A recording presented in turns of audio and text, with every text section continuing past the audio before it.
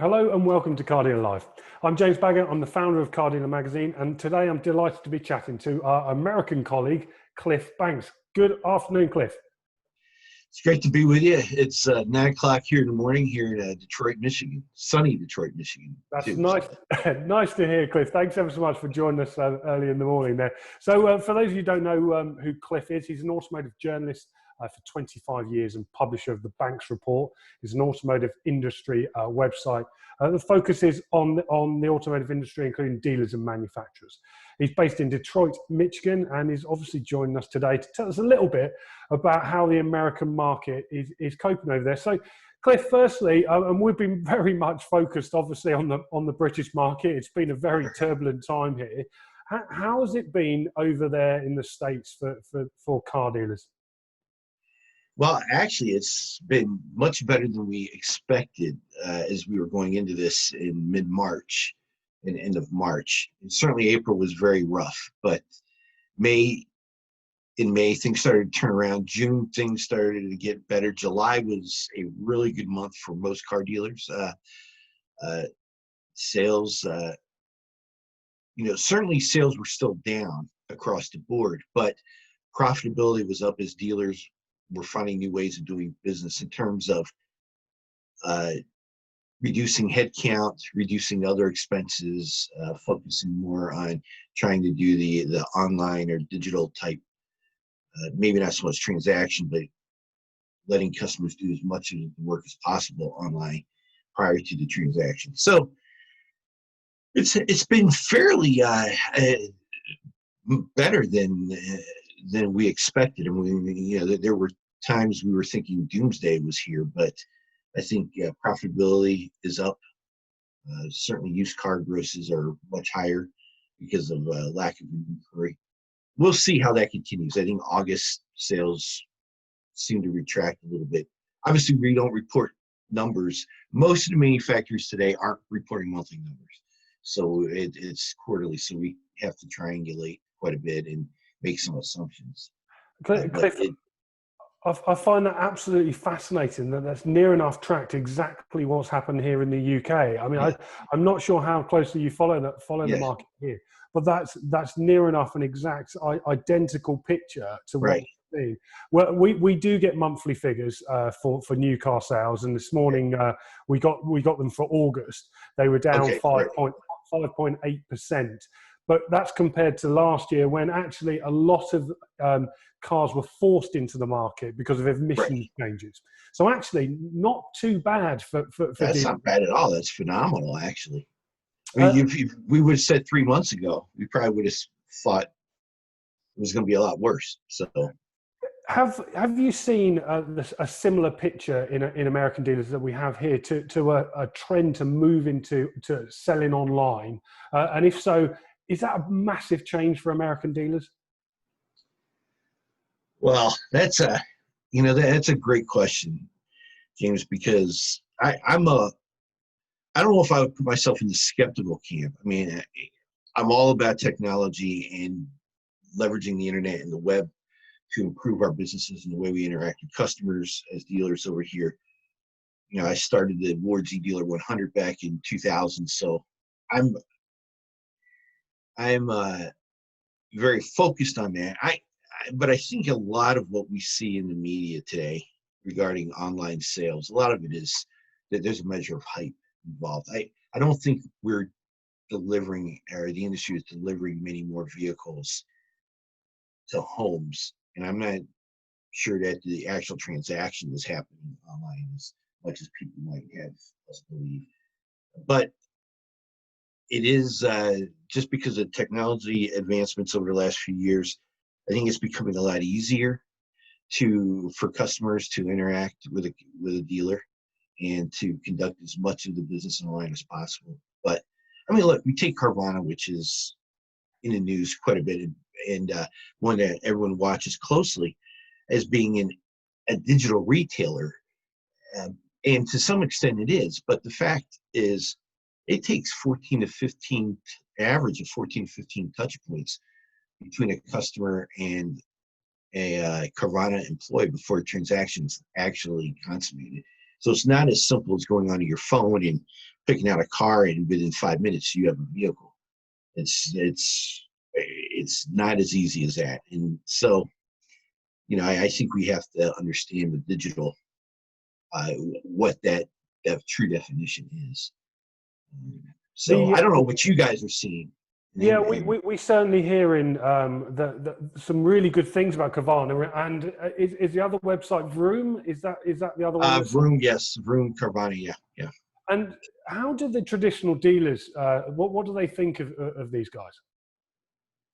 Well, they certainly look at them as competition, which they are. I mean, Vroom and Carvana are dealerships, with a slightly different twist on delivery and in the sales process. So, but I think that what we are seeing, many of the vendors that are in that digital space, quote unquote, are bringing processes or bringing technology that enables dealers to the franchise dealership to compete better against the Carvanas and Vrooms. But it's going to be a battle royale over the next few years, I think, between the Carvana Vroom. Shift is supposedly doing an IPO here in the next couple of months. One of the funky IPOs that everyone seems to be doing these days here in the U.S. But they clearly Carvana and Vroom have some advantages the bigger players do, because they have national footprint, so to speak. And I think the dealers are having some challenges in terms of getting their inventory on the listing sites up here near the top, or at least within a prominent position. And Carvana and Vroom certainly have some advantages, but I still like that local car dealership model. I think they're going to be able to compete vigorously. And what's happened? What happened with a lockdown in the States? I mean, over here, dealerships were shut for a long period of time during April and May. Did you have a similar thing? Yeah, in certain states, not in every state, but certainly here in Michigan we did, and we saw sales drop as much as, I think it was for a couple of weeks, it was down to 99% drops in sales. New York, Pennsylvania, New Jersey, and others, California had areas that were complete lockdowns. I think there were places where you couldn't even do an online sale. Certainly here in Michigan was that way for a couple of weeks. So there were areas in the country that were hit very hard in March and April. Once we started opening it back up, or at least allowing online sales or allowing modified sales room visits, you could see the data trending back up. So but we had there were some tough weeks here, as I'm sure you guys had. Have you lost any dealerships off the back of it? I mean, has it pushed anybody to the wall? I mean, we've certainly seen some big shifts in that here in the UK. Yeah, you guys seem to have had a few more challenges, I think, with some of your larger groups than what we've had here. For probably most of April, there were very few transactions on the buy-sell arena. We're not going to see dealerships close here. In fact, I would say historically in the U.S., the times that we see dealerships close are when a brand decides to shut down, or a manufacturer shuts a brand down.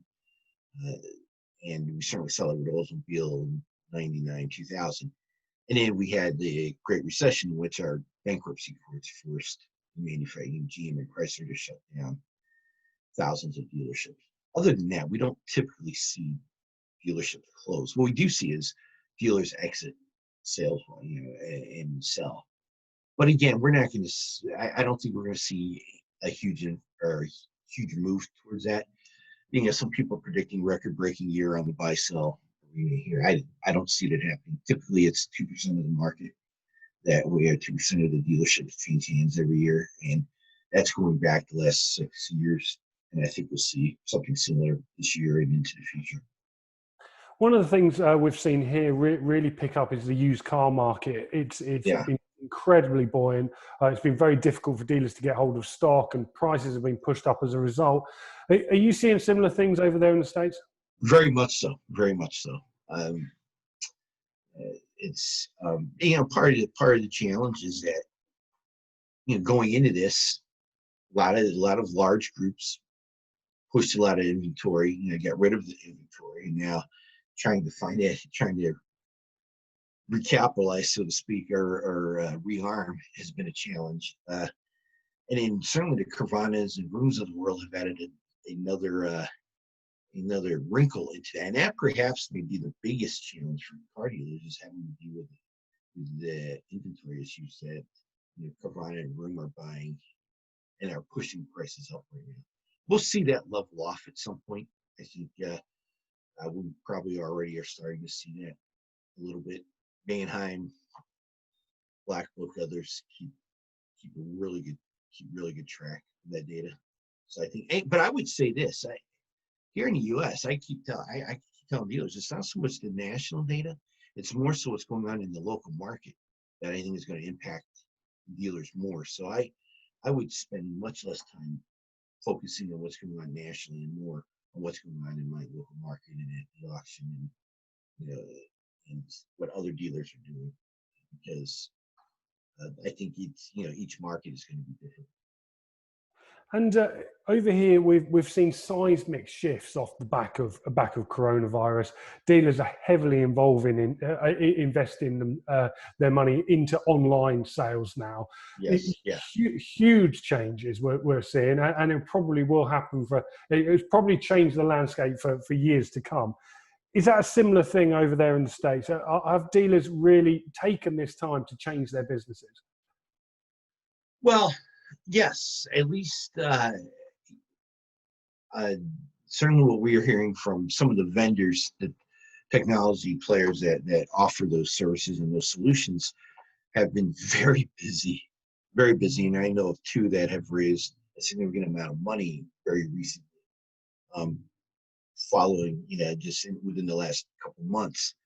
And I think it's due to the confidence in that segment of the market.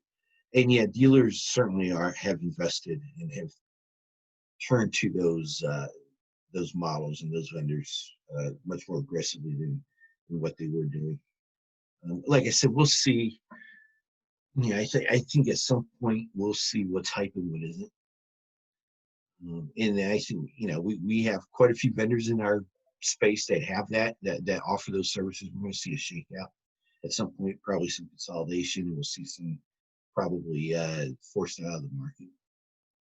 But a lot of it comes down to capital. I mean, if you have the capital as a vendor to invest and to keep the sale, your foot on the pedal on the sale for sales, I think you'll be fine. Cliff, I have to ask as well. What does the industry over there think of Tesla? I mean, I don't know about you, but we seem to fill a huge amount of our website up with stories about Tesla. Is it the same for you guys? I mean, what do the Americans think of that brand? It's the most written about company in the history of the world, I would imagine. It's mixed. I mean, you pretty much fall into either, in our vocabulary, a bear or a bull if you're an investor on the Tesla world. And I guess you can argue with the success in the stock market that they've had. I think that Tesla's here and it's here to stay, probably. Look, they sold in 2019 in the U.S. They sold 159,000 vehicles in the U.S. 50% of those sales were in California. So in terms of real impact, other than stock price and media generation, I just haven't seen any impact in the market, really. Of course, well, I mean, other than it's also forcing automakers to increase their efforts on the used car or on the electric vehicle side. We'll see how those play out, and whether there's a huge move from the consumer to the electric vehicles. At some point, we'll see more. But again, So Tesla sold 159,000, you say, last year. I mean, just give us some comparison. Yeah, in the United States. Yeah. I mean, how does that compare to someone like, say, Ford or Chevrolet over there? Oh, it's not even. I mean, there's no comparison.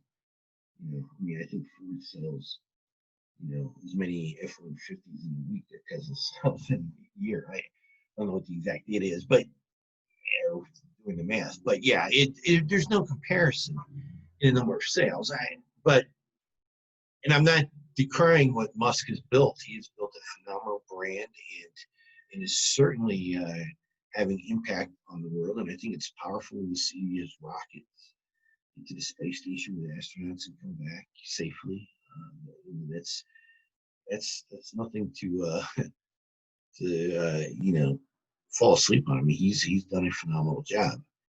But again, in terms of upending how cars are sold here in the U.S., and I don't know, I'm skeptical that he's going to have a big impact in that arena.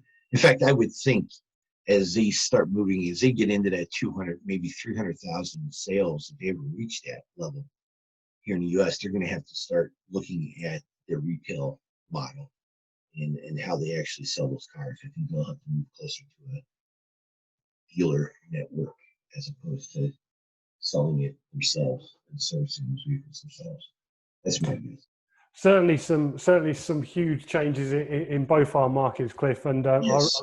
I really appreciate you giving up the time today to talk to us about it and tell us about how things are going over there in America. Thank you very much. It's great. A lot of fun. Thank you.